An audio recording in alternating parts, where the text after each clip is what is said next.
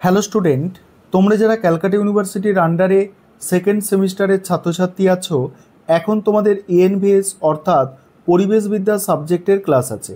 আজকের ক্লাসে তোমাদের 2 নম্বর অধ্যায় থেকে গুরুত্বপূর্ণ 5 নম্বরের প্রশ্নের লাস্ট মিনিট সাজেশান নিয়ে আলোচনা করব।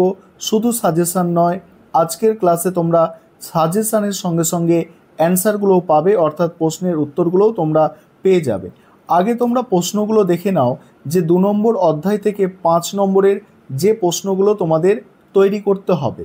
প্রথম প্রশ্ন, পরিবেশ সংরক্ষণ আইন 1986 কি? দ্বিতীয় প্রশ্ন, জল দূষণ ও প্রতিরোধ নিয়ন্ত্রণ আইন 1974 সম্পর্কে লেখো। 3 নম্বর প্রশ্ন আছে, দেখো, বায়ু দূষণ প্রতিরোধ ও নিয়ন্ত্রণ আইন 1981 সম্পর্কে লেখো।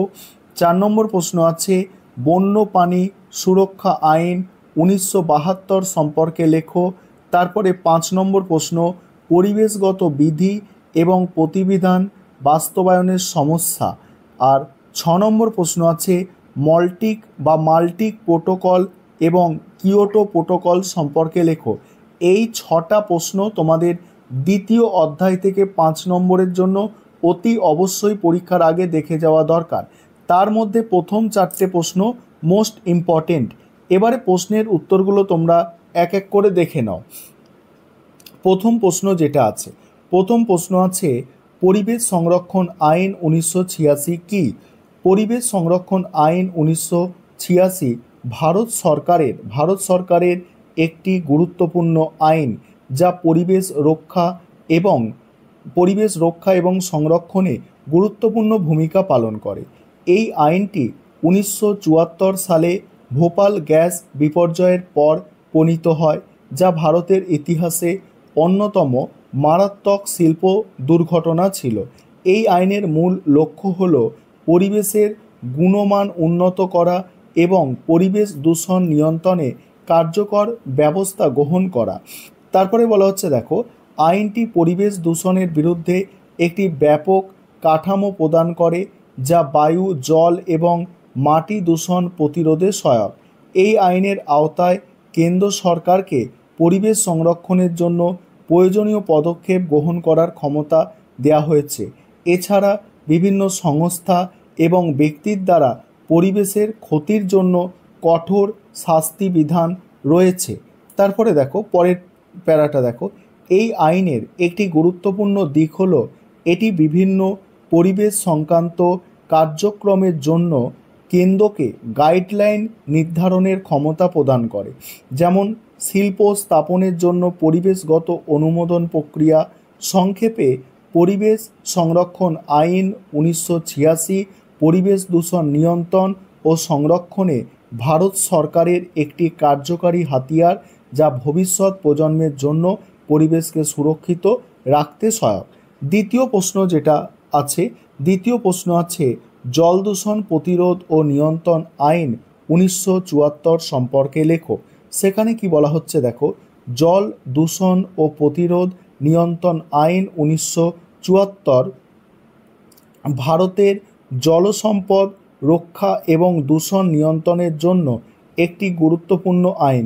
এই আইনটির মূল লক্ষ্য হল দেশের জলাশয়গুলোকে দূষণমুক্ত রাখা এবং জনগণের জন্য নিরাপদ ও বিশুদ্ধ পানীয় জল সরবরাহ নিশ্চিত করা। তারপরে কি বলা হচ্ছে, দেখো, এই আইনটি অনুযায়ী কেন্দ্রীয় সরকার ও রাজ্য পর্যায়ে দূষণ নিয়ন্ত্রণ বোর্ড গঠন করা হয়। এই বোর্ডগুলো জল দূষণ নিরীক্ষণ, নিয়ন্ত্রণ ও দূষণ রোধের ব্যবস্থা গ্রহণের দায়িত্ব পালন করে। তারা বিভিন্ন শিল্প কারখানায় জল দূষণ নিয়ন্ত্রণে প্রয়োজনীয় নির্দেশনা দেয় এবং দূষণ নিরোধক প্রযুক্তির প্রয়োগে সহায়তা করে। তারপরে বলা হচ্ছে, দেখো, এই আইনের অধীনে কোনো ব্যক্তি বা প্রতিষ্ঠান যদি কোনো জলাশয়ে দূষণ ঘটায়, তবে তাদের বিরুদ্ধে কঠোর শাস্তির ব্যবস্থা করা হয়। এছাড়া দূষণ রোধে নিয়মিতভাবে জলাশয় পরীক্ষা করা এবং দূষণের মাত্রা নির্ধারণ করা হয়। এই আইনটি জল দূষণের বিরুদ্ধে লড়াইয়ে একটি গুরুত্বপূর্ণ পদক্ষেপ হিসাবে গণ্য হয়। এর মাধ্যমে দেশের প্রাকৃতিক জলসম্পদ সংরক্ষণ ও সুরক্ষা করা সম্ভব হয়। 3 নম্বর প্রশ্ন আছে, বায়ু দূষণ প্রতিরোধ ও নিয়ন্ত্রণ আইন 1981 সম্পর্কে লেখো। সেখানে কি বলা হচ্ছে দেখো, বায়ু দূষণ প্রতিরোধ ও নিয়ন্ত্রণ আইন 1981 ভারতের একটি গুরুত্বপূর্ণ পরিবেশগত আইন, যা দেশের বায়ু দূষণ রোধ এবং নিয়ন্ত্রণের জন্য প্রণয়ন করা হয়েছে। এই আইনটির উদ্দেশ্য হল পরিবেশের বায়ুর গুণমান রক্ষা করা এবং জনগণের স্বাস্থ্য ও কল্যাণ নিশ্চিত করা। আইনটি বায়ু দূষণের কারণ ও প্রতিকার সম্পর্কে সুস্পষ্ট বিধান প্রদান করে। এই আইনটি বায়ু দূষণ নিয়ন্ত্রণ বোর্ড গঠনের কথা উল্লেখ করে, যা প্রতিটি রাজ্যে বায়ুর মান পর্যবেক্ষণ, শিল্প ও অন্যান্য দূষণকারী উৎসগুলির ওপর নজরদারি এবং প্রয়োজনীয় ব্যবস্থা গ্রহণের জন্য দায়িত্বপ্রাপ্ত। আইনটি বায়ু দূষণের মাত্রা নির্ধারণ করে এবং দূষণকারী প্রতিষ্ঠানের জন্য কঠোর শাস্তি বিধান রাখে যদি তারা আইন লঙ্ঘন করে। এই আইনের অধীনে কোনো শিল্প বা স্থাপনা যদি বায়ুতে ক্ষতিকারক পদার্থ ছেড়ে দেয়, তবে তার বিরুদ্ধে কঠোর ব্যবস্থা নেওয়া হয়। তাছাড়া পরিবেশ আদালত গঠনের মাধ্যমে এই আইনটি কার্যকর করার জন্য বিশেষ ব্যবস্থা নেওয়া হয়েছে।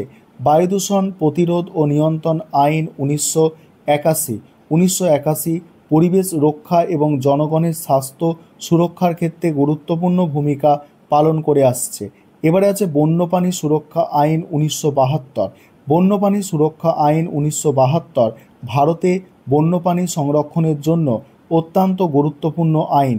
এই আইনটি প্রণয়ন করা হয়েছিল বন্যপ্রাণী এবং তাদের বাসস্থান সংরক্ষণের উদ্দেশ্যে। আইনটির মাধ্যমে বন্যপ্রাণীর অবৈধ শিকার, বাণিজ্য এবং বন্যপ্রাণীর দ্বারা ক্ষতির হাত থেকে রক্ষা করার জন্য কঠোর ব্যবস্থা নেওয়া হয়। বন্যপ্রাণী সুরক্ষা আইন 1972 এ ভারতের বিভিন্ন রাজ্যের বনভূমি এবং বন্যপ্রাণী সংরক্ষণের জন্য বিভিন্ন স্তরের সংরক্ষিত অঞ্চল, যেমন জাতীয় উদ্যান, বন্যপ্রাণী অভয়ারণ্য এবং সংরক্ষিত বনাঞ্চল গঠনের সুযোগ রয়েছে। এই আইনের অধীনে বিভিন্ন প্রজাতির বন্যপ্রাণীকে নিরাপদ প্রজাতি হিসাবে তালিকাভুক্ত করা হয়েছে, যাদের শিকার বা বাণিজ্য সম্পূর্ণ নিষিদ্ধ। তারপরে বলা হচ্ছে দেখো, এই আইনের অধীনে সরকার একটি কেন্দ্রীয় এবং রাজ্য স্তরে বন্যপ্রাণী বোর্ড গঠন করেছে, যা বন্যপ্রাণী সংরক্ষণের জন্য নীতি নির্ধারণ করে এবং প্রয়োজনীয় নির্দেশনা প্রদান করে। আইনের অধীনে শাস্তি বিধানও রয়েছে, যেমন শিকার বাণিজ্য। তারপরে কি বলা হচ্ছে দেখো, শিকার বাণিজ্য এবং অন্য কোনো অনিয়মের জন্য জরিমানা এবং কারাদণ্ডের ব্যবস্থা করা হয়েছে। এই আইনটি ভারতে বন্যপ্রাণী সংরক্ষণের একটি গুরুত্বপূর্ণ ভূমিকা পালন করেছে। এবারে দেখো পরের প্রশ্ন আছে, পরিবেশগত বিধি ও প্রবিধান বাস্তবায়নের যে সমস্যা সেগুলো দেখো।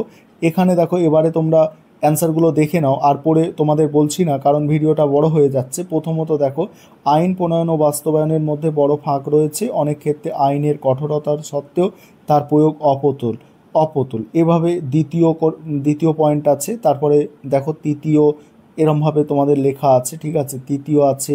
তারপরে দেখো চতুর্থ আছে, পঞ্চমত আছে। এইভাবে তোমাদের এটা সাজানো হয়েছে নোটসটা। এবারে এই দুটোও তোমাদের একটু জেনে রাখতে হবে যে মল্টিক প্রোটোকল এবং কিয়োটো প্রোটোকল।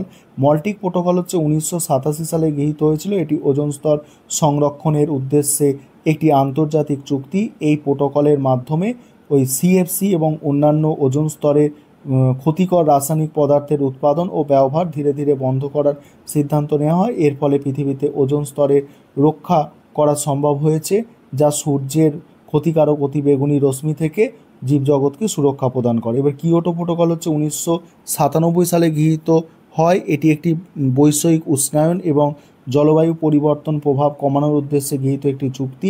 এই প্রোটোকলের অধীনে উন্নত দেশগুলি তাদের গ্রিনহাউস গ্যাস নির্গমন কমানোর প্রতিশ্রুতি দিয়েছিল।